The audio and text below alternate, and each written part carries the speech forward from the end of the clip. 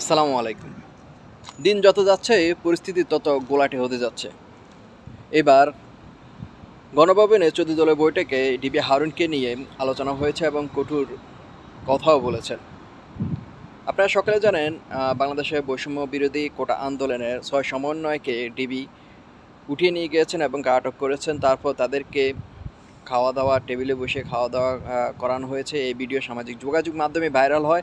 তারপর তাদেরকে দিয়ে একটি জবানবন্দি লিখিত এবং মৌখিক একটি ভিডিও বার্তা নেন যে কোটা বৈষম্য বিরোধী আন্দোলনে তারা এখানে প্রত্যাখ্যান করছেন। কিন্তু বাকি যারা সমন্বয় করেছে একাংশ তারা বলছেন যে তাদেরকে জোর করে এই বক্তব্য নেওয়া হয়েছে। তারা এই প্রত্যাখ্যানে অমত। এ নিয়ে বর্তমানে ডিবি হারুনের এই কার্যকলাপ নিয়ে হাইকোর্ট বলেছেন ডিবি হারুন যাকে তাকে ইচ্ছে উঠিয়ে নিয়ে যাবে, উঠিয়ে নিয়ে টেবিলে বসিয়ে খাওয়া দাওয়া করাবে। জাতির সাথে কি মশকরা শুরু করে দিচ্ছেন? এ ধরনের মশকরা করবেন না জাতির সাথে। এ বিষয় নিয়ে ১৪ দলের বৈঠক হয়েছে ডিবি হারুনকে নিয়ে।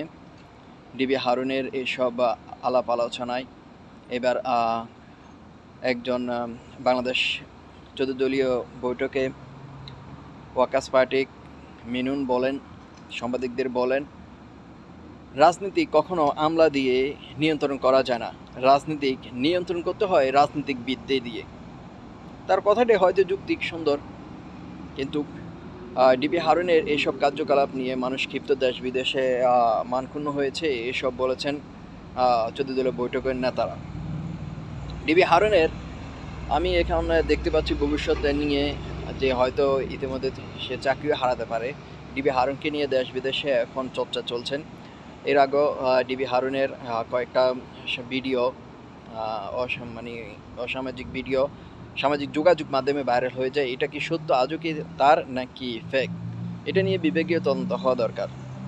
যাই হোক, বাংলাদেশ কোটা বৈষম্য বিরোধী আন্দোলনের যেই প্রত্যাখ্যান করেছে, আজ মঙ্গলবার ছিল রাষ্ট্রীয় শোক দিবস, কিন্তু একাংশ বাংলাদেশের প্রায় মানুষ সেই শোক দিবস প্রত্যাখ্যান করে কোটা বৈষম্য বিরোধী সমন্বয়কদের যে তারা বলেছেন যে শোক দিবসে তারা শোক দিবস প্রত্যাখ্যান করেছেন। মুখে কালো লাল পতাকা, চোখে লাল পতাকা বেঁধে তারা ছবি তুলবেন, এই মানববন্ধন করবেন এবং কি অনলাইনে ব্যাপকভাবে প্রচার করবেন। সেটি হয়েছে এখন বাংলাদেশে ফেসবুকে, প্রত্যেকটা ফেসবুকে লাল লাল লাল লাল হয়ে গিয়েছে। শোক দিবস প্রত্যাখ্যান করেছে সবাই। তো দেশ এখন কোন দিকে যাচ্ছে বলা বাহুল্য। তো নিত্য নতুন খবর অবশ্যই আপনাদেরকে জানাবো। ভিডিওটা ভালো লাগলে অবশ্যই ফেসবুক পেজটি ফলো দিয়ে রাখবেন।